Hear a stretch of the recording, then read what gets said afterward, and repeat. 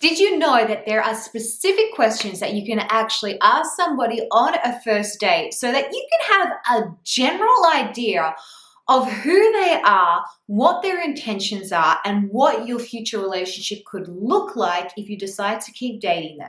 Hey everyone, welcome back. I'm Renee Slansky for Flirtini, and I'm a professional dating and relationship coach.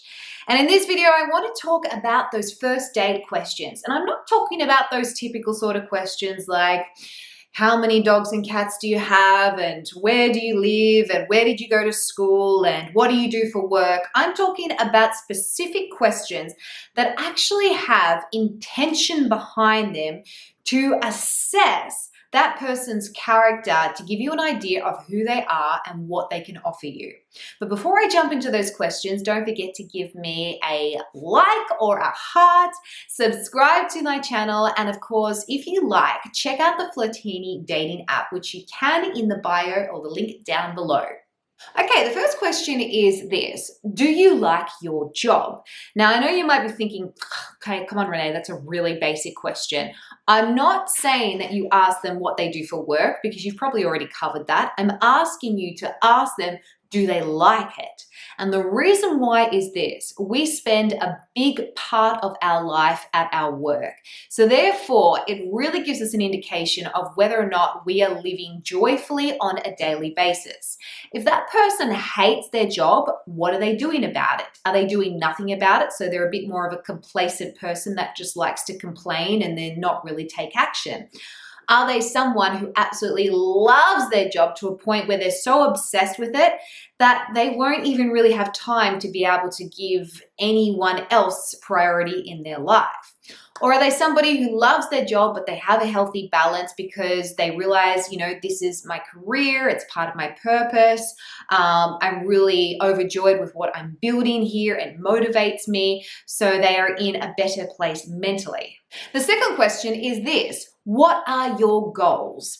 Now, I think it's really important if you're dating someone to be able to find a healthy relationship is you want to understand what are they about? Like, what are their dreams? What is it that they are focusing on so that you can get an idea if you're on the same page, moving in the same direction.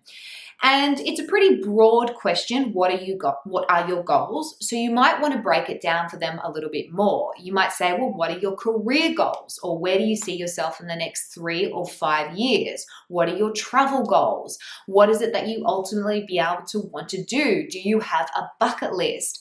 Somebody who has goals means that that person has purpose, intention, and direction because they have a point of focus and they're working towards that. Number 3, the third question is this: why are you dating?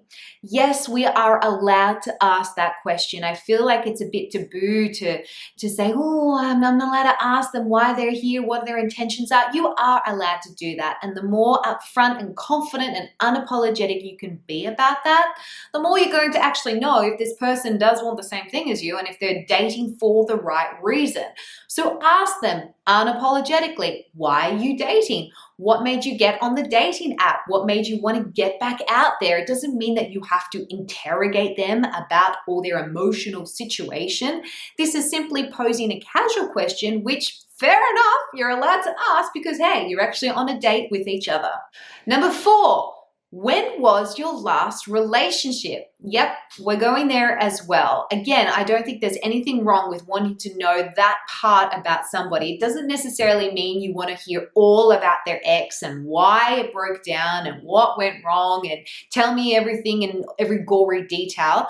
This is simply asking the question, when was your last relationship and, maybe how serious was it? Was this person married before? Were they in a long-term relationship? Had they ever been in a relationship?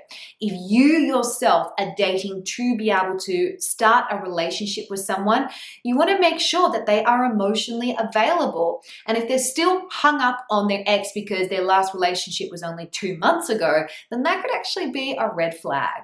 And lastly, to keep it fun and exciting, because that's what dates should be, Ask them, tell me one embarrassing story about you. What this does is it again gives a casual, fun sort of atmosphere to the conversation, especially if you've asked them heavier questions. But it also gives them an opportunity to reveal a vulnerability or something about them which humbles them.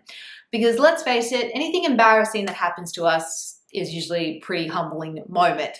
And it gives you an opportunity to see how they handle being embarrassed or talking about not being a perfect person.